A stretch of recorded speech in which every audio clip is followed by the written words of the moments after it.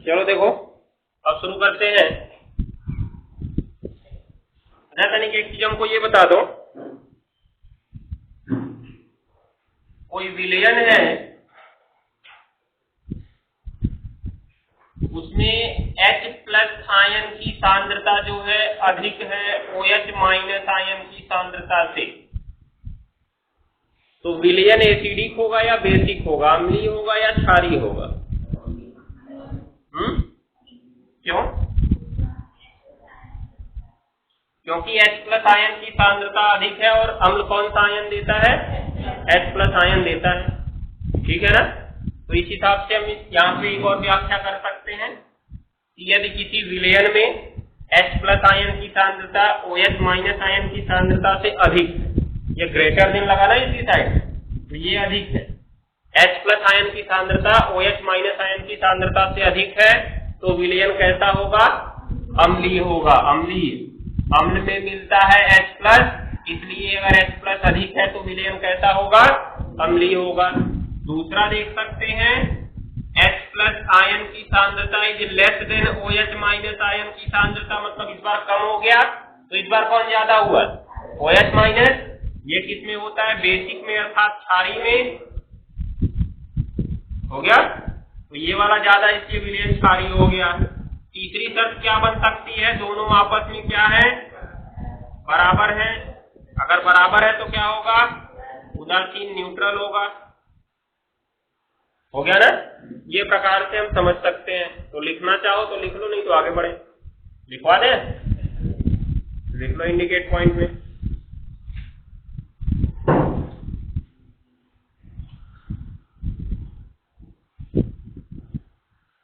देखो इसके बाद तब योग शुरू करते हैं।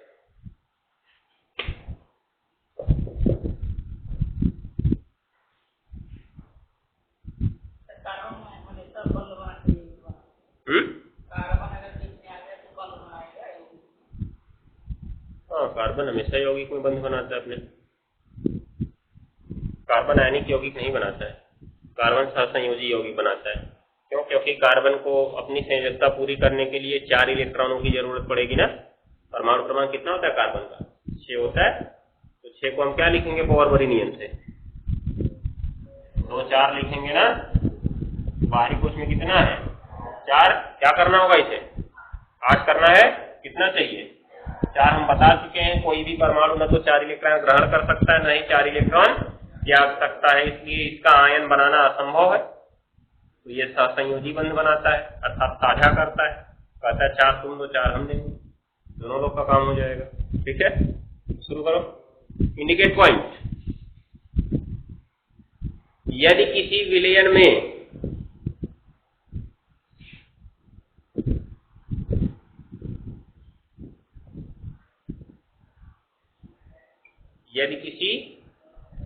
में हीफेनी सॉल्यूशन हो गया, क्या हो गया?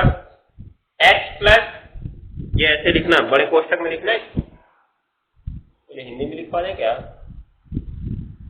लिख लो, बड़े कोष्ठक में H plus is greater than बड़े कोष्ठक में OH माइनस। ये बड़ा कोष्ठक लगाने का अर्थ क्या है? सांद्रता दी गई है ना दोनों की। बड़ा कोष्ठक लगाने का अर्थ दोनों की सांद्रता है। तो क्या लिखे? H plus is greater than OH minus, अर्थात H प्लस आयन की सांद्रता, अर्थात H प्लस आयन की सांद्रता, H प्लस आयन की सांद्रता OH माइनस आयन की सांद्रता से, OH माइनस आयन की सांद्रता से अधिक है,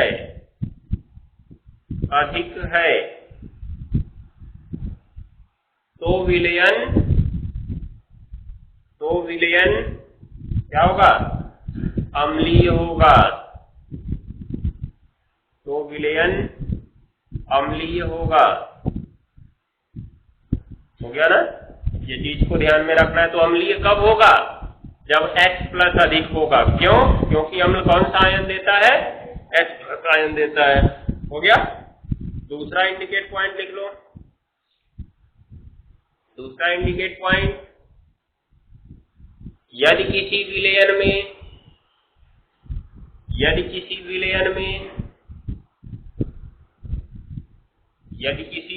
में इसको लिखना, बड़े कोष्ठक में H plus is less than बड़े कोष्ठक में OH minus,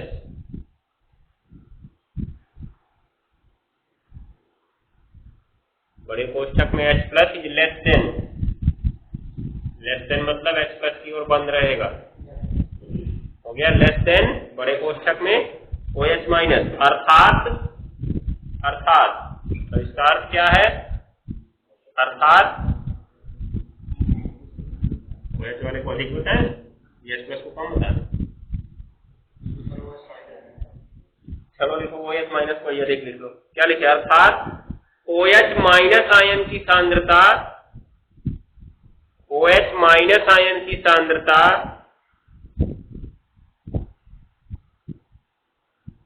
H plus ion की सांद्रता से अधिक है। OH माइनस आयन की सांद्रता H प्लस आयन की सांद्रता से अधिक है,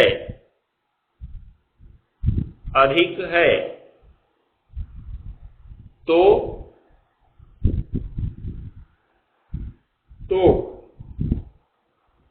विलयन क्या होगा, क्षारीय होगा, बेसिक होगा। हो गया ना, ये चीज को ध्यान में रखना है। मतलब जो अधिक है उसी प्रकार का होगा, सीधी सी बात समझ लो। पहले वाले में बोले H प्लस अधिक था तो अम्लीय है, दूसरे वाले में बोले OH माइनस अधिक था तो क्षारीय है। क्योंकि हमको पता होना चाहिए कि अम्ल जो होता है H प्लस देता है, क्षार जो होता है OH माइनस देता है। अब कितना देता है उससे हमसे नहीं मतलब, हमने यहाँ तुमको प्रबल और दुर्बल तो पूछा नहीं है, ठीक है। केवल हमको जरूरत किसकी थी, H प्लस और OH माइनस की। तीसरा, हाँ प्रबल पूछेगा या दुर्बल पूछेगा तो pH मान से बताएंगे। सामान्यतया अगर हमें कोई अम्ल दे दिया जाए, ये ध्यान देना, तो हम उसे प्रबल या दुर्बल नहीं कहते हैं। वो तो हमने एक उदाहरण बना लिया ना कि प्रबल अम्ल क्या है, जो विलयन में पूर्णतया आयनित हो जाते हैं। लेकिन अगर दो अम्लों की तुलना करने के लिए दिया कि कौन प्रबल है कौन दुर्बल है, तो उसमें तुलना करने के आधार पर हम क्या, पहले उसका pH मान निकालेंगे। pH मान, जिसका pH मान कम होगा वो प्रबल होगा, जिसका pH मान अधिक होगा वो दुर्बल होगा। क्यों? क्योंकि जैसे जैसे हम आगे बढ़ते जाते हैं, 7 की साइड में अम्लता कम होती जाती, उदासीनता बढ़ती जाती है ना। कैसे हुआ था, 7 हमारा बीच में था और जब हम पीछे जा रहे थे तो अम्लीयता बढ़ रही थी ना। तो क्या हुआ, 7 के पहले 6 था, 5 था, 4 था, 3 था, 2 था, 1 था। पीछे आए तो अम्लीयता बढ़ी, अर्थात 1 पे पहुंचे तो सबसे ज्यादा अम्लीय हो गया। मान लो 0 भी आ गया, 0 पे पहुंचे तो सबसे ज्यादा अम्लीय हो गया। उसके बाद 1 पे पहुंचे थोड़ा कम हुआ, क्योंकि उदासीन पॉइंट की ओर बढ़ रहा है ना, न्यूट्रल पॉइंट की ओर। तो क्या हुआ, 1 पे गए थोड़ा कम, 2 पे गए और कम, 3 पे गए और कम, 4 पे गए और कम, 5 पे गए और कम, 6 पे गए और कम, 7 पे गए तो एकदम कम हो गया, उदासीन हो गया। अब उससे आगे बढ़ने लगे तो क्या हो गया, क्षारीय होने लगा। ठीक है, तो क्या होगा, जितना कम होगा उतना ही प्रबल अम्ल होगा। तो जैसे अगर हम कहें कि एक विलयन का pH मान 5 है और दूसरे विलयन का pH मान 6 है, तो इनको प्रबलता के घटते क्रम में लिखो। तो अब ये मत समझ लेना कि प्रबलता के घटते क्रम में पूछा तो वो प्रबल है, क्योंकि 5 और 6 के बारे में तो हमने दुर्बल लिखवाया ना। तो लेकिन उसने उस तुलना में बताया ना कि कौन प्रबल है। जैसे इस कक्षा में बैठे हुए हो तुम लोग, अब इसमें सब लोग अगर 90 से ऊपर पाने वाले हो, मान लो बहुत बड़े पढ़वैया और टॉप क्लास के हो, तो अब उसमें क्या हुआ, उसमें हम सबको कह दें अगर एक सामूहिक रूप से कि सब प्रबल है ना। लेकिन अगर सब गधे हो, 20-20 नंबर पाने वाले हो, तो सबको गधा कहेंगे। अगर उसमें पूछा गया कि कौन सबसे बढ़िया है, वो तो सब गधे।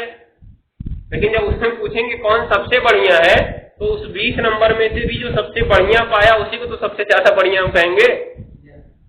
मान लो एक 19 पाया, 18 पाया, 17 पाया, 16 पाया, तो जो 19 पाया उसी को सबसे बढ़िया हम मानेंगे। हाँ ये पढ़ने सबसे ठीक है, भले ही गधे या सब फेल हैं, लेकिन जो 19 पाया उसी को सबसे ठीक मानेंगे। ध्यान देना, तो मतलब जब हमको किसी की तुलना करने के लिए बोला गया तो हम उसमें नहीं देखेंगे कि वो दुर्बल है कि प्रबल है, वो प्रबलता का घटता क्रम तुमसे पूछेगा। जैसे बोल दिया मान लो 1 बिलियन ए है, इसका पीएच मान 4.5 है, 1 बिलियन बी है, इसका पीएच मान 3.2 है, 1 बिलियन सी है, इसका पीएच मान 6.4 है। इनको प्रबलता के घटते क्रम में लिखो, डिक्रीजिंग। तो घटता क्रम लिखेंगे, प्रबलता का घटता क्रम। वैसे देखें तो सब इसमें दुर्बल ही है, प्रबल तो कोई नहीं आया है, तो सब दुर्बल, लेकिन इसमें प्रबलता का घटता क्रम, दुर्बलता का घटता क्रम पूछा क्या? दुर्बलता का घटता क्रम नहीं पूछेगा, दुर्बल हमारा कोई निश्चित नियम नहीं है। इसमें देखते हैं तो बस हम प्रबलता का ही नियम देखते हैं, स्ट्रांगता ही देखते हैं, ये ध्यान देना। तो अब क्या होगा यहाँ पे, इसमें सबसे ज्यादा प्रबल कौन होगा? भले ही सब गधे हैं लेकिन सबसे ज्यादा बढ़िया कौन है इसमें? बी है। क्यों? क्योंकि बी का पीएच मान सबसे कम है, और पीएच मान जितना कम होगा उसकी अम्लीयता उतनी बढ़ेगी, अर्थात तो उतना ही प्रबल होता जाएगा। तो बी इसमें सबसे पहले लिखेंगे, उसके बाद कौन आएगा? ए, सब लास्ट में कौन आएगा? सी। तो जब पीएच मान के आधार पर बताना हो तो हमेशा तुमसे प्रबलता का क्रम ही पूछेगा। अब भले ही वो दुर्बल है, उसको तुमको नहीं देखना है, पीएच मान के आधार पर बताओ कि उसमें सबसे प्रबल कौन है, उससे नीचे एक कौन है, उससे नीचे कौन है। ठीक है, ये ध्यान में रखते रहना। अब प्रबल अंश तो हमने एक अपने मानक रूप के आधार पर बना लिया कि जो विलयन में जाने के बाद या जो जल में जाने के बाद पूर्णतया आयनित हो जाते हैं, प्रबल अम्ल कहलाते हैं। तो क्या यहाँ पे हम प्रबल अम्ल खोजने लगे कि कोई भी प्रबल नहीं है? जो दिया गया उसी के आधार पे हमको तुलना करके बताना है कि इसमें प्रबल कौन है और इसमें दुर्बल कौन है। अर्थात हम यहाँ पे इसको अगर अकेले बोल दें तो इसको प्रबल या दुर्बल हम नहीं कह सकते, पीएच मान के आधार पर। जब तुलना होगी तभी उसको प्रबल या क्या कहेंगे, दुर्बल कहेंगे कि कौन उसमें प्रबल है कौन उसमें दुर्बल है। ये ध्यान देना। चलो आगे बढ़ते हैं। कहां तक लिखे? तीसरा नंबर लिखो। यदि किसी विलयन में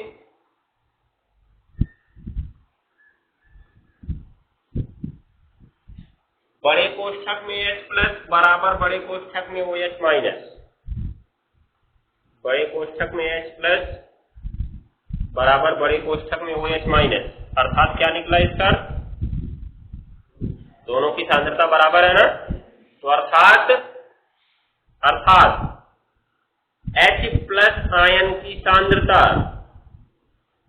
अर्थात H प्लस आयन की सांद्रता OH माइनस आयन की सांद्रता के, OH माइनस आयन की सांद्रता के बराबर है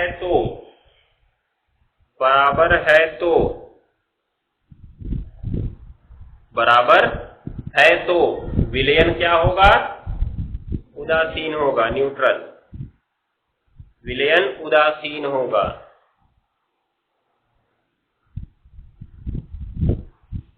हो गया?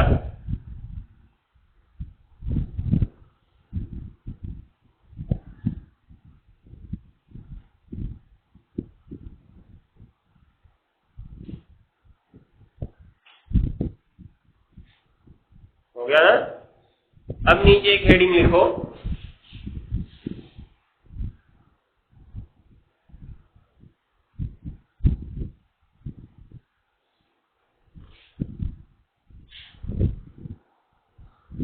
हेडिंग क्या लिखो? हेडिंग लवण का आयनन, लवण का आयनन, आयनन को क्या लिखेंगे? आयनेशन लिखेंगे, IONATION। सही लिखेंगे आयनेशन किसके? जो भी हो देखते हैं। आयनेशन ऑफ सॉल्ट, हेडिंग है आयनेशन ऑफ सॉल्ट, या आयनन को हम वियोजन भी कह सकते हैं। वियोजन अभी कहीं हम लोग क्या पढ़े थे? डिफ्यूजन पढ़े थे ना? डिफ्यूजन या फ्यूजन?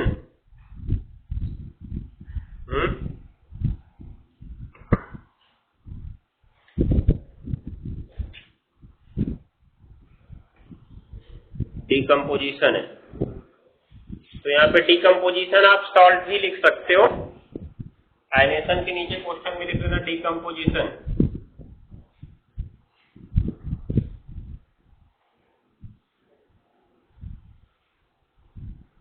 डीकम्पोजिशन ऑफ सॉल्ट हो गया।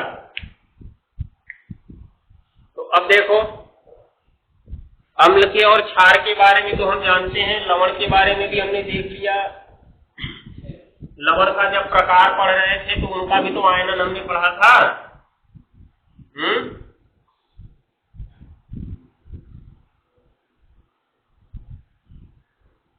देखो, लवण जब जल में घुलता है तो अपने अवयवों में टूट जाता है। और कोई भी लवण किससे बना होता है? जैसे NaCl बना ना, ये एक लवण है, इससे बना है। Na+ से बना और Cl- से बना, अर्थात एक धनायन और एक ऋणायन। हो गया ना? तो क्या होगा, लवण जब जल में जाता है तो एक धनायन देता है और क्या देता है? ऋणायन देता है। यही इसका वियोजन होता है। हो गया ना? सबसे पहले तो हम इसमें लिखते हैं, लिखो।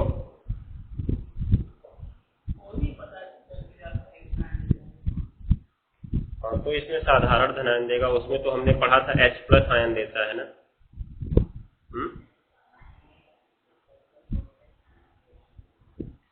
कहने का मतलब यहाँ पे हमने लिखा धनायन और ऋणायन। जब हम अम्ल को लिखते हैं, अम्ल को जल में जाने के बाद क्या हमने रिएक्शन में लिखा था? धनायन और ऋणायन। अम्ल में तो हमने ऐसे लिखा था ना, H+ आयन और एक दूसरा ऋणायन, ध्यान देना। और जब क्षार का लिखते हैं तो क्षार का लिखते हैं एक साधारण धनायन देता है और क्या देता है? OH-। भले ही वो ऋणायन है लेकिन वो कंफर्म हो गया ना कि H+ है और OH- है। लेकिन लवण में तो हमको नहीं पता है कौन सा धनायन देगा कौन सा ऋणायन देगा। पता है क्या? नहीं पता है। अरे NaCl लिए तो Na+ दिया, उसके बाद तुम्हारा MgCl2 लिए तो Mg2+ दिया, AlCl3 लिए तो Al3+ दिया ना। लेकिन अम्ल हम कोई भी उठा लें वो क्या देगा? H+ देगा। तो अम्ल में तो धनायन फिक्स हो चुका है, यहाँ पे धनायन फिक्स नहीं है, इसलिए धनायन और ऋणायन लिखना हमारा सही है। उसको गलत नहीं करेंगे कि धनायन है तो H+ सभी धनायन ऋणायन देते हैं। ये एक बेसिक कॉन्सेप्ट है ना कि क्या किया जाए। अम्ल के बारे में जब हम लिखते हैं तो H+ लिख दिया और एक ऋणायन लिख दिया, कोई भी ऋणायन मिल सकता है क्योंकि ऋणायन बदल सकता है। क्षार के बारे में लिखिए तो धनायन बदल सकता है लेकिन OH- कंफर्म हो जाता है। लेकिन जब हम लवण का लिखते हैं तो धनायन भी कोई हो सकता है और ऋणायन भी कोई हो सकता है, दोनों अलग अलग हो सकते हैं। हो सकते ही नहीं हो सकते। इनमें कोई कंफर्म रहता है क्या कि लवण में एक चीज हमेशा फिक्स रहेगी? अम्ल में तो एक चीज हमेशा फिक्स थी H+, क्षार में एक चीज हमेशा फिक्स थी OH-, लेकिन लवण में क्या फिक्स है? नहीं है। इसलिए हमने दोनों को लिखा धनायन और ऋणायन। ये एक बेसिक कॉन्सेप्ट है, ये कोई रिएक्शन थोड़ी ना कि धनायन ऋणायन सब में मिलता है तो इसमें भी मिलेगा। वो तो मिलना ही मिलना है कि कोई भी यौगिक जब बनेगा तो आवेशों के संतुलन से ही बनेगा। कोई भी आयनिक यौगिक कब बनता है? जब उसके आवेश संतुलित होते हैं। आवेश कब संतुलित होंगे? जब जितना धनायन उतना ही ऋणायन, अर्थात धनायन ऋणायन तो होना ही है। लेकिन यहाँ पे जो कंफर्म हो गया उसके आधार पे इनमें बदलाव दिखाना है ना हमें। अम्ल में कंफर्म हो गया H+, क्षार में कंफर्म हो गया OH-, लवण में कुछ नहीं कंफर्म हुआ है, इसलिए दोनों लिखना पड़ा हमें, धनायन और ऋणायन। अब कोई भी धनायन मिल सकता है, कोई भी ऋणायन मिल सकता है। ठीक है, तो लिखेंगे इसमें हम, देखो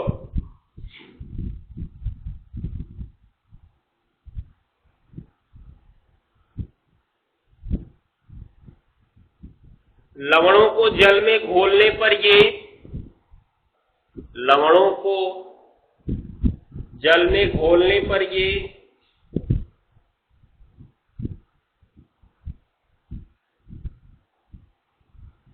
अपने अवयवी आयनों में टूट जाते हैं। अपने अवयवी आयनों में टूट जाते हैं। अपने अवयवी आयनों में टूट जाते हैं। हो गया?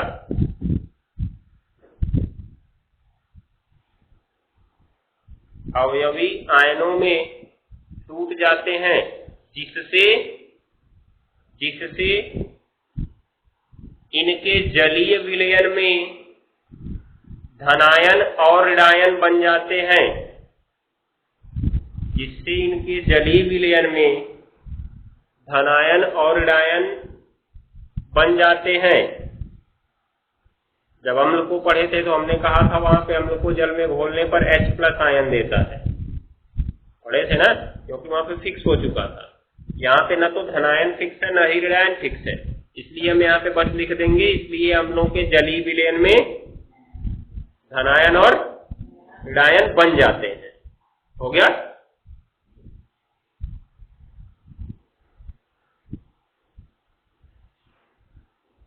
तो जैसे करके इसको लिख लो,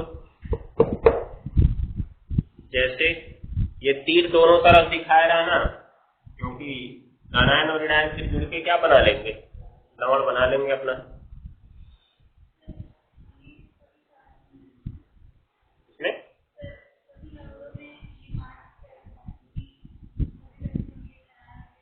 हाँ वो तो होगा ही।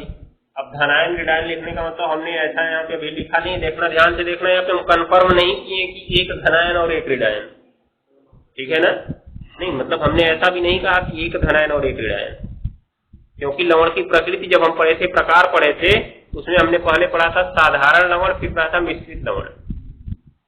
साधारण जब लवण पढ़े थे तब कहे थे एक धनायन देता है और एक ऋणायन देता है, पढ़े थे ना। लेकिन जब मिश्रित में गए थे तो एक या एक से अधिक, दो या दो से अधिक धनायन या दो या दो से अधिक ऋणायन, ठीक है ना? ये बात को ध्यान में रखना, इसीलिए हमने यहाँ पे कोई संख्या नहीं लगाई कि एक धनायन देता है एक ऋणायन देता है। जब नीचे लिख रहे हैं तब इसको बता रहे हैं। हाँ, उत्क्रमणी तो होगा, ये भी उत्क्रमणी ही होता है। जल में देखो, जब इनको जल में घोलेंगे तो अपने आयनों में टूट जाएंगे, जल से बाहर निकाल देंगे फिर जुड़ जाएंगे। जैसे नमक है, नमक को जल में घोल दो, तो नमक को जब तुम जल में घोल दोगे तो क्या बना लेगा वो, जल में जाने के बाद Na+ बना देगा और क्या बना देगा, Cl-। कैसे हुआ, जल में तुमने घोला तब वो आयन में टूटा ना, अर्थात इस रिएक्शन को उल्टा कर दो, मतलब जल उसमें से निकाल दो। नमक को तुमने पहले जल में घोला तो Na+ बना, Cl- बना, लेकिन इस अभिक्रिया को अगर उल्टी परिस्थिति कर दो, परिस्थिति उल्टा करने का मतलब तुमने घोला था तो निकाल दो, जब जल को निकाल दिए तो फिर Na+ और Cl- आपस में जुड़ के क्या बना लेंगे, NaCl बना लेंगे। समुद्र से नमक तो इसी प्रक्रिया के द्वारा प्राप्त, समुद्र में जो नमक घुला रहता है वो इस अवस्था में रहता है, ये बात को ध्यान दिए रहना। समुद्र में नमक घुला है किस अवस्था में है, Na+ और Cl- में। तो वहां से नमक कैसे बनाया जाता है, समुद्र में तुमको पता होगा हमेशा ज्वार भाटा आता रहता है। तो क्या करते हैं, अभी पानी दूर है तो यहाँ क्या करेंगे, बहुत बड़ा बड़ा मेड़ बांध देंगे। जैसे खेत में मेड़ बनता है तो पानी रुक जाता है ना, वैसे ही बड़ा बड़ा मेड़ बांध देंगे। ज्वार आएगा तो ज्वार तो आगे बढ़ता चला जाएगा, लेकिन जब पीछे जाएगा तो जो मेड़ बंधा था इसके अंदर जो पानी रुक गया, क्या वो जा पाएगा पीछे, नहीं जा पाएगा, वो वहीं पे रुक जाता है। और वहां पे धूप हमेशा सुबह में होती है, समुद्री तट पर धूप हमेशा सुबह में होती है, क्योंकि बारिश तो ज्यादा होती नहीं है वहां पे, ठीक है। तो क्या होगा, धूप हमेशा होती है, पानी वाष्प बन के उड़ जाता है, और जो उसमें आयन घुला हुआ था, देखो जल में घुला था तब तक तो Na+ और Cl- था, जल को हमने निकाल दिया तभी क्या ये Na+ Cl- रहेगा, नहीं, तुरंत आपस में जुड़ जाएगा और फिर से क्या बना लेगा, NaCl बना लेगा। तो क्या होता है, जल वहां पे उड़ जाता है और नीचे क्या बच जाता है, नमक बच जाता है। हम ले आते हैं, उसको शोधन करते हैं, उसको आयोडाइज करते हैं, अर्थात उसमें कुछ मात्रा में आयोडीन मिलाते हैं, उसके बाद तब हम उसका ये खाते हैं, उसको हम लोग प्रयोग करते हैं, ठीक है। मतलब वहां से नमक उठा के सीधे उसको प्रयोग नहीं कर लेते, ले आके पहले उसको शोधित किया जाता है, ध्यान देना, साफ किया जाता है, क्योंकि वहां पे बहुत कचरा रहता है ना, बालू भी तो साथ में आएगा, तो क्या तुमको बालू ले आके दे देंगे, वैसे बालू तो ला के देंगे नहीं, इसलिए उसको साफ करते हैं तब देते हैं खाने के लिए। तो क्या हुआ, जब तक ये जल में घुला रहेगा तब तक अपने आयन के रूप में रहेगा, जैसे ही जल हटाए तुरंत उल्टी प्रक्रिया हो गई, इसलिए हम तीर दोनों तरफ दिखा रहे हैं। वही प्रक्रिया तुम्हारा अम्ल में भी होगी, अम्ल को जब तुमने जल में घोला तो H+ और दिया और जो ऋणायन दिया, लेकिन जैसे ही जल हटा दिए फिर से वो जुड़ के क्या बना लिया, अपना अम्ल बना लिया। तो ये सारी प्रक्रियाएं उत्क्रमणी ही होती है, तो दिखाओ चाहे मत दिखाओ उससे कोई फर्क नहीं पड़ता है, बस जब हम विशेष रूप से समझना चाहते हैं तब दिखाते हैं कि दोनों तरफ चलता है। सामान्य रूप से देखना है, बस तीर लगा दो, कोई फर्क नहीं पड़ता है। चलो आगे करो, कहां तक लिखे?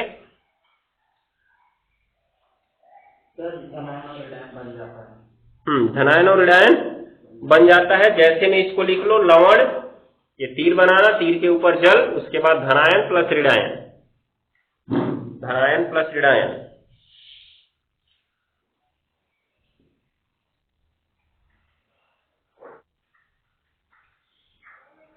यहाँ पे साधारण अभिक्रिया तो हम लोग देख लिए कि लवण को जल में घोलेंगे तो धनायन मिलेगा और ऋणायन मिलेगा। अब नीचे लिखते हैं सिंगल इंडिकेट पॉइंट। जब साधारण लवण को, सिंपल सॉल्ट, जब साधारण लवण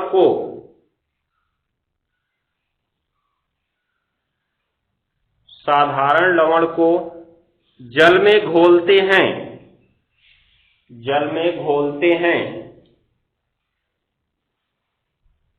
तो वह एक धनायन और एक ऋणायन, एक धनायन और एक ऋणायन हो गया, देता है।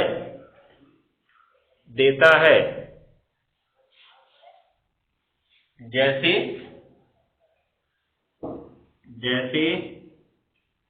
NaCl देखेंगे हम लोग, NaCl जब जल में जाएगा तो Na प्लस बनाएगा और क्या बनाएगा? Cl माइनस बनाएगा। इसने एक धनायन दिया और एक क्या दिया? ऋणायन दिया। इसी प्रकार अगर हम MgCl2 का लिखते हैं, तीर के ऊपर जल लिख देना, MgCl2 लिखते हैं, ये जब जल में जाएगा तो Mg तो हमेशा कौन सा आयन बनाता है जी? 2 प्लस बनाता है, ध्यान दिए ना। और Cl क्या बनाएगा? ऐसे लिख दे क्या? Cl2 के ऊपर माइनस है। Cl अकेला माइनस बनाता है, उसकी संख्या नीचे 2, ठीक है, उस 2 को हमको इसके सामने करना पड़ेगा, अर्थात Mg2 प्लस 2Cl माइनस। ध्यान देना, जब कोई अकेला ऋणायन बनाएगा तो उसकी संख्या को उसके सामने करना पड़ेगा। अब यहाँ पे संख्या को सामने करने के लिए बता दिए तो पता चला तुम SO4 में उसको सामने करने लगो, का तो SO पे 2 माइनस सामने 4 कर दो, ऐसा मत कर देना। क्यों? क्योंकि उसमें सल्फर तो अकेला ही है ना, सल्फर इस चारों ऑक्सीजन के साथ मिलता है तब 2 माइनस बनाता है, अर्थात ये पूरा SO4 पे 2 माइनस है और यहाँ पे Cl पे अकेले माइनस आता है, तो उसकी संख्या नीचे कितनी है? 2, उसको हमें पहले करना पड़ेगा। तो इनमें देख रहे होंगे कि एक धनायन मिल रहा है और एक ऋणायन मिल रहा है, एक धनायन मिल रहा है, एक ऋणायन, कहोगे यहाँ पे तो 2 ऋणायन मिल रहा है, लेकिन दोनों एक ही है ना, ये ध्यान दिए ना, दोनों Cl ही तो है, तो नोट कर लो इसको।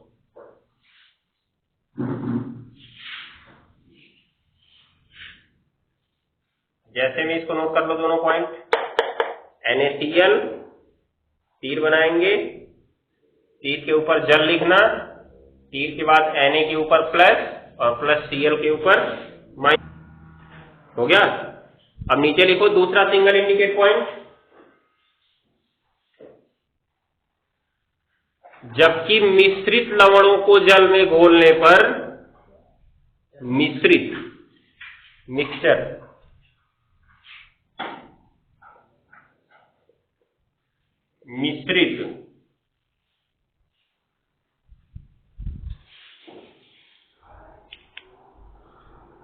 मिश्रित लवणों को जल में घोलने पर, हो गया, ये 2 या 2 से अधिक प्रकार के धनायन, 2 या 2 से अधिक प्रकार के धनायन,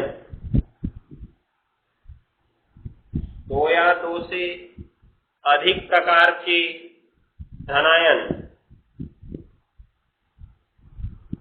अथवा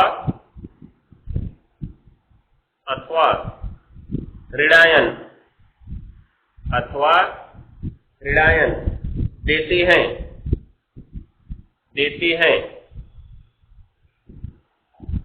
जैसे इसका सामान्य उदाहरण हमने क्या पढ़ा था? क्या पढ़े थे? विरंजक चूर्ण CaOCl2 जब यह जल में गया था तो कैसे टूटा था? Ca2 प्लस और OCl पे माइनस और किस पे माइनस? Cl पे माइनस। ध्यान देना यहाँ पे। ये कौन सा आयन है? इसका कोई नाम बताया भी? हाइपोक्लोराइट। हाइपोक्लोराइट क्योंकि Cl के बारे में हम चर्चा में लिए थे कि Cl 4 प्रकार का ऋण आयन बनाता है। एक ClO पे माइनस जो कि यही है, आगे पीछे लिखने से कोई फर्क नहीं पड़ेगा, ठीक है। दूसरा ClO2 पे माइनस होता है, तीसरा ClO3 पे माइनस होता है, चौथा ClO4 पे माइनस होता है। ये वाला जो है क्लोराइड है, ट लगेगा अंत में। क्यों ट लगेगा? 2 है तो ट लगेगा। ऑक्सीजन है ना साथ में, बताए थे इसको भी। अगर किसी ऋण आयन के साथ ऑक्सीजन है तो उसके नाम के अंत में ट लगेगा, चाहे पृथ्वी पलट जाए, ठीक है, ध्यान दिए रहना। और अगर ऑक्सीजन नहीं है तो ड लगेगा। हो गया। अगर Cl अकेला बनाता है माइनस, तब इसका नाम क्या होता है? क्लोराइड होता है। ड जब ऑक्सीजन जुड़ गया तो ट लग गया। ये एक ज्यादा हुआ तो क्या नाम होता है जी? ज्यादा होने पे क्या लगाते हैं? एक। और ज्यादा हो गया तो परक्लोरेट होता है, और एकदम कम हो गया तो क्या लग जाता है? हाइपो। और इसके पहले वाले का नाम क्या था? क्लोराइड, ठीक है ना। सबसे ज्यादा वाले पे पर लगता है और सबसे कम वाले पे हाइपो लगता है, और जो बीच के दोनों रहते हैं उसमें कम वाले पे आइट लगता है, अधिक वाले पे एट लगता है। जो 2 से ज्यादा बनाते हैं उनकी कहानी है ये। जो 2 से ज्यादा बनाएंगे, जो 2 ही बनाएगा उसमें हाइपो और पर मत लगाने लगना। जैसे तुम्हारा SO3 बनाता है 2 माइनस, SO4 भी बनाता है 2 माइनस। एक कम ऑक्सीजन है, ज्यादा ऑक्सीजन है ना, तो इसमें भी हाइपो और पर लगा देंगे। हाइपो और पर नहीं लगाए क्योंकि ये 2 ही तो बनाता ही है। जो 2 से ज्यादा बनाएंगे उनमें ये प्रक्रिया काम करती है, ठीक है, ध्यान में रखे रहना। तो इसका क्या होगा? कम वाले का आइट लगेगा, सल्फाइड, और अधिक वाले का सल्फेट। मतलब ये बीच वाले कॉमन होते हैं दोनों, ठीक है ना। उससे ज्यादा कम बना तब हाइपो और पर लगता है। तो जो 2 बनाएगा, कोई भी अगर 2 ऋण आयन बनाता है तो कम वाले पे आइट, अधिक वाले पे एक। और अगर 2 से अधिक बना रहा है तो जो सबसे कम है उस पे हाइपो और जो सबसे अधिक है उस पे पर, और बाकी बीच के दोनों तो इसी की तरह रहेंगे। हो जाएगा ना, ये याद रखना है। तो क्या हुआ? जो हमारा CaOCl2 है, कैसे टूटा? Ca तो बनाता हमेशा 2+ है, लेकिन इसका कोई सामान्य रूप से मिल ही नहीं रहा था। लेकिन जब हमने इसको पढ़ा, ध्यान दिया, तो क्या मिला हमको? OCl माइनस और Cl पे माइनस। ये कौन सा आयन है? हाइपोक्लोराइड आयन है, और ये क्लोराइड आयन है। तो इसने कितने प्रकार का ऋण आयन दिया हमको? 2 प्रकार का ऋण आयन दिया ना। इसका मतलब ये मिश्रित लवण है, मिक्सर सॉल्ट, ठीक है। तो लिख सकते हैं इस रिएक्शन को जैसे में हम लोग।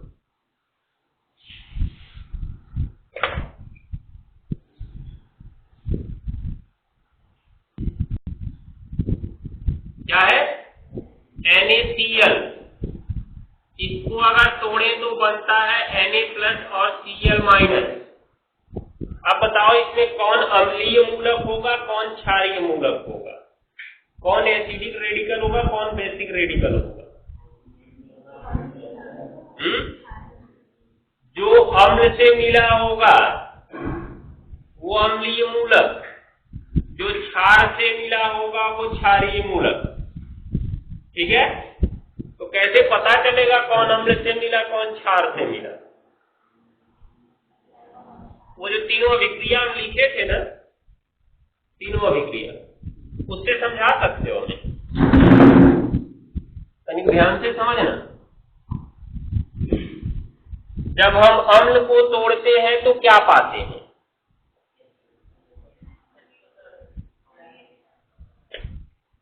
जब हम अम्ल को तोड़ते हैं तो हम पाते हैं एक H+ और एक ऋण आयन पाते हैं। कोई भी ऋण आयन हो सकता है ना, जैसे HCl लिए तो H प्लस तो फिक्स है लेकिन Cl माइनस हो गया। H2SO4 लिए तो H प्लस तो फिक्स है लेकिन बाद में कौन मिल गया, SO4 पे 2 माइनस मिल गया, तो फिक्स H प्लस है इसलिए हमने यहाँ भी फिक्स H प्लस लिखा। लेकिन ये बदल रहा है ना तो हमने इसको ऋणायन लिख, हो गया।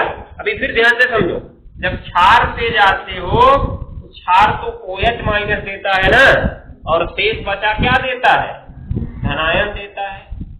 अब तनिक समझ सकते हो लवण क्या दे रहा है, धनायन और ऋणायन दिख रहा है ना। तो लवण का जो धनायन था अर्थात Na+ किससे मिला है, अम्ल से मिला। पहली कलम अम्ल पे चली तो अम्ल से मिला है, अम्ल में धनायन दिख रहा है। ये धनायन कहाँ से मिला है, क्षार से मिला है ना, और अम्ल से क्या मिला है, ऋणायन मिला है, दिखाई दे रहा है। अर्थात किसी भी लवण में जितने धनायन होते हैं वो सारे के सारे क्षार से आते हैं। किससे आते हैं, क्षार से, क्योंकि अम्ल तो धनायन के रूप में खाली H+ देता है और लवण में पड़े हुए H+ होता ही नहीं है, तो अम्ल धनायन कहां से देगा लवण को, अम्ल लवण को कभी धनायन दे ही नहीं सकता है, ठीक है ना। धनायन कौन देगा लवण को, क्षार देगा, और ऋणायन कौन देगा, अम्ल देगा। तो अब समझा सकते हो इसमें अम्लीय मूलक कौन होगा, क्षारीय मूलक कौन होगा। अम्ल से कौन मिला, ऋणायन अर्थात Cl माइनस, ये हो गया अम्लीय मूलक। क्षार से कौन मिला, धनायन अर्थात Na+, ये हो गया क्षारीय मूलक, हो गया ना। तो ये प्रकार से सीधा सीधा समझ सकते हो कि लवण का वह भाग जो अम्ल से प्राप्त होता है अर्थात ऋणायन, लवण का वह भाग जो अम्ल से प्राप्त होता है अर्थात ऋणायन अम्लीय मूलक कहलाता है, तथा लवण का वह भाग जो क्षार से प्राप्त होता है अर्थात धनायन, वो क्या होगा, क्षारीय मूलक। अम्ल से प्राप्त हुआ तो अम्लीय मूलक, क्षार से प्राप्त हुआ तो क्षारीय मूलक। ये मत पढ़े रहना कि पहले अम्ल आता है तो पहला वाला अम्लीय मूलक हो गया, बाद में क्षार आता है तो दूसरा वाला क्षारीय मूलक हो गया, उल्टा हो रहा है यहाँ, ठीक है। जो ऋणायन है वो अम्लीय मूलक है, क्योंकि ऋणायन हमको किससे मिल रहा है, अम्ल से मिल रहा है। जो धनायन है वो कैसा मूलक है, क्षारीय मूलक है, क्योंकि धनायन हमको किससे मिल रहा है, क्षार से मिल रहा है। तो साधारण अभिक्रियाओं का महत्व हमको पता चलता है हमेशा, ध्यान दे रहा है। इसी साधारण अभिक्रिया से हमने जल्दी से समझ लिया कि कैसे मिला है, समझ गए, ध्यान में रख के रहना। चलो आप लिए कि इसको कुछ छापे कि नहीं छापे, कुछ नहीं छापे, कहाँ कुछ बढ़ गई थे छापोगे, अभी तो अम्लीय मूलक क्षारीय मूलक समझ लिए, तो अब हेडिंग लिखेंगे।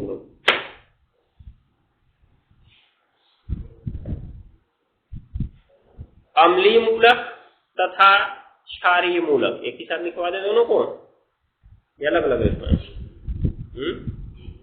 नहीं अलग अलग।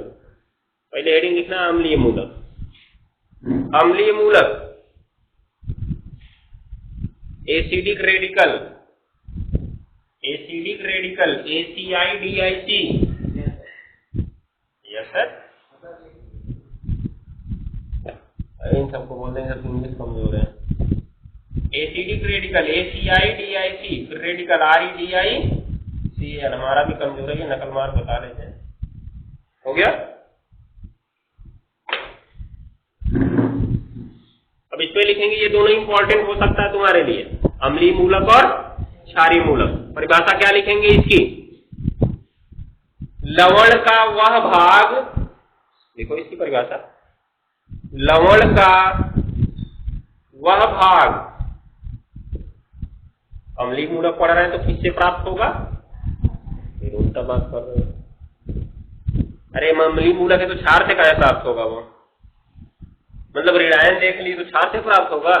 अम्लीय मूलक अम्ल क्या देता है, ऋणायन देता है ना, ये ध्यान देना है। क्या लिखे, जो नाम है परिभाषा उसी के आधार पर बनेगी। अम्लीय मूलक है तो अम्ल से ही प्राप्त होगा वो, क्षारीय मूलक है तो क्षार से प्राप्त होगा। तो क्षार हमको धनायन देता है इसलिए धनावेशित भाग क्षार से मिलता है, अम्ल हमको ऋणायन देता है इसलिए ऋणावेशित भाग किससे मिलता है, अम्ल से मिलता है, ठीक है। लिखो इसमें क्या लिखे, लवण का वह भाग, घर पे जाके पहले दिमाग ठंडा करके पढ़ना तब समझ जाओगे। लवण का वह भाग जो अम्ल से मिलता है, लवण का वह भाग जो अम्ल से मिलता है,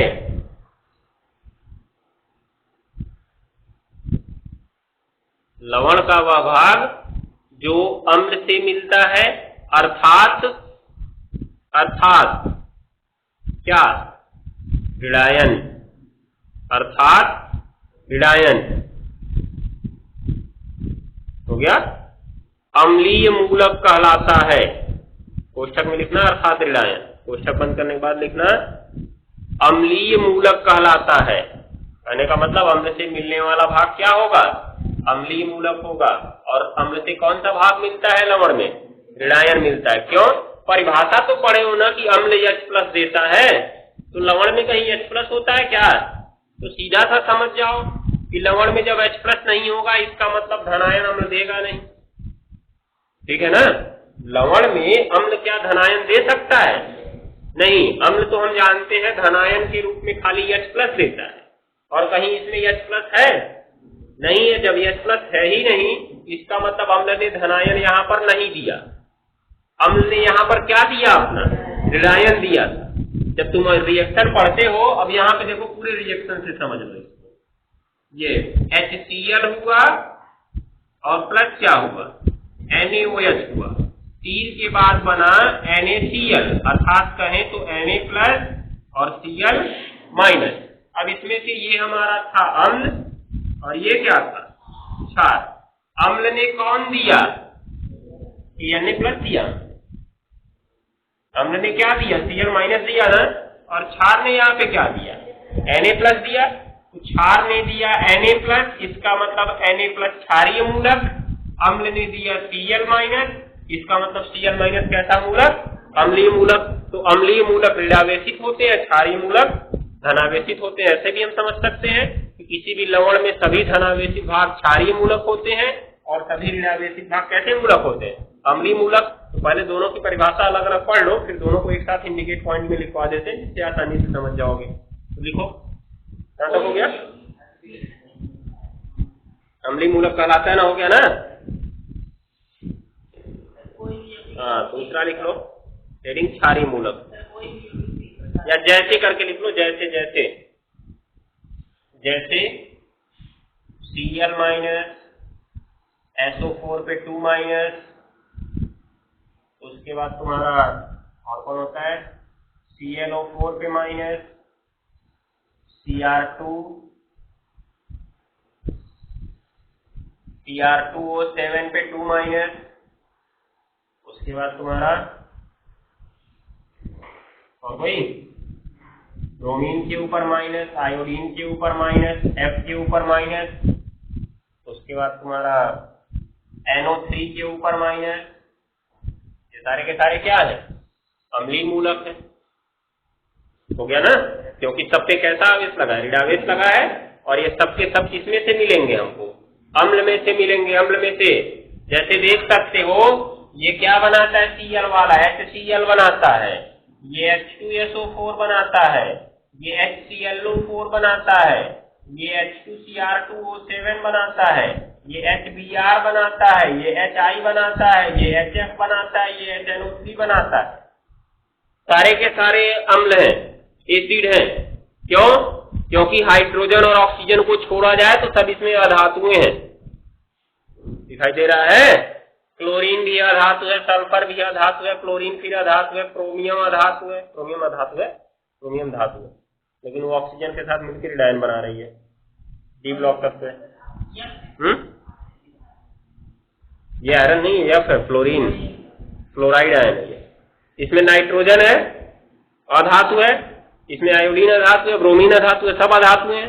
ठीक है, संक्रमण धातुओं के कुछ तत्व जो होते हैं ऋणायन बनाते हैं, क्योंकि जब वो ऑक्सीजन के साथ जुड़ते हैं, जैसे उसमें हमने देखा था कौन सा वाला, क्षार की धातुओं से क्रिया देखे थे ना, जब क्षारक के गुण पढ़ रहे थे, क्षार की धातुओं से क्रिया पढ़े थे, तो उसमें हमने देखा था जिंक वाला बना रहा था ऋणायन, क्रोमियम बना रहा था ऋणायन, मैग्नीज बना रहा था ऋणायन, बनाया था ना। तो कुछ धातुएं ऋणायन बनाती हैं, इसलिए वो भी अम्लीय मूलक में ही जाएंगे। ठीक है, तो यहाँ पे ध्यान में रखना, जितने भी ऋणायन होंगे सब अम्लीय मूलक होंगे। क्या होंगे, सब अम्लीय मूलक होंगे, क्योंकि जितने ऋणायन है सब हाइड्रोजन आयन से जुड़ के क्या बना लेंगे, अम्ल बना लेंगे, और अम्ल से ही तो मिलेंगे वो, ये याद रखना है। तो लिखो पहले इसमें, जैसे भी इसको लिख लो, अभी पूरा नीचे एक साथ लिखते हैं। दूसरा लिखना।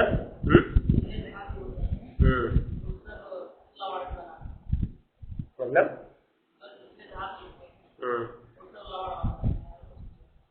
हाँ तो बनाएगा, ये लवण ही तो बनाएगा। तीन ही चीज तो होता है, अम्ल क्षार लवण, और उसके बाद सहसंयोजक यौगिक होता है। तो धातुएं जो होती हैं सहसंयोजक यौगिक बनाती नहीं है, लेकिन कुछ अवस्थाओं में जैसे ठोस अवस्था में या द्रव अवस्था में कुछ धातुएं सहसंयोजक यौगिक भी बनाती हैं। हो गया, इसमें लिख लिए। दूसरा लिख लो हेडिंग क्षारीय मूलक। क्षारीय मूलक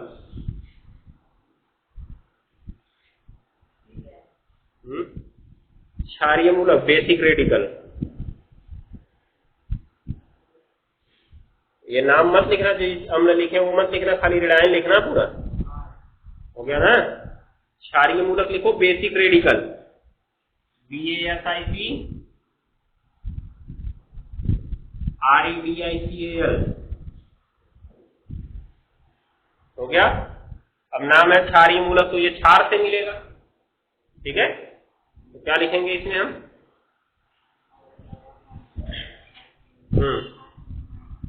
लवण का वह भाग जो क्षार से प्राप्त होता है, या कहें तो क्षारक से प्राप्त होता है। लवण का वह भाग जो क्षार से प्राप्त होता है, क्षारक भी लिख सकते हो, से प्राप्त होता है, क्षारक से प्राप्त होता है। कोष्ठक में लिखना अर्थात धनायन। अर्थात धनायन क्या कहलाता है? क्षारीय मूलक कहलाता है। क्षारीय मूलक कहलाता है।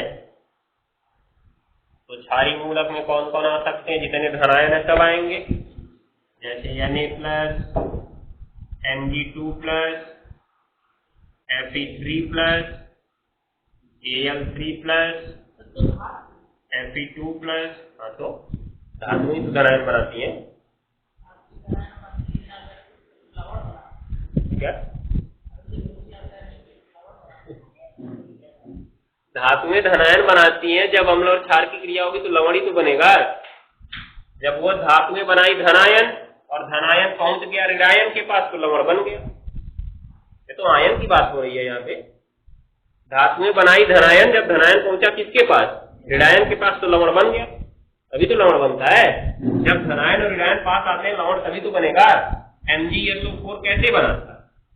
जब Mg2+ जो था SO4 पे 2- के पास गया था, अर्थात धनायन किसके पास गया था? ऋणायन के पास गया था, या कहें तो ऋणायन धनायन के पास आया था। हाँ, H के पास, ये MgH के पास तो जा नहीं सकता है क्योंकि खुद धनावेशित है। ये या तो जाएगा, अगर OH- के साथ जाएगा तब क्षार बना लेगा अपना। तो हम लोग साथ से तो लवण और जल ही बनता है ना। यौगिकों को हमने बताया 3 प्रकार में बांट सकते हैं, अम्ल, क्षार और लवण। ठीक है, या तो अम्ल बनाएगा या तो क्षार बनाएगा। तो हमारा बेसिक कॉन्सेप्ट हो गया। और जब वो अम्ल और क्षार आपस में मिल जाएंगे तो वही क्या बन जाएगा? लवण बन जाएगा।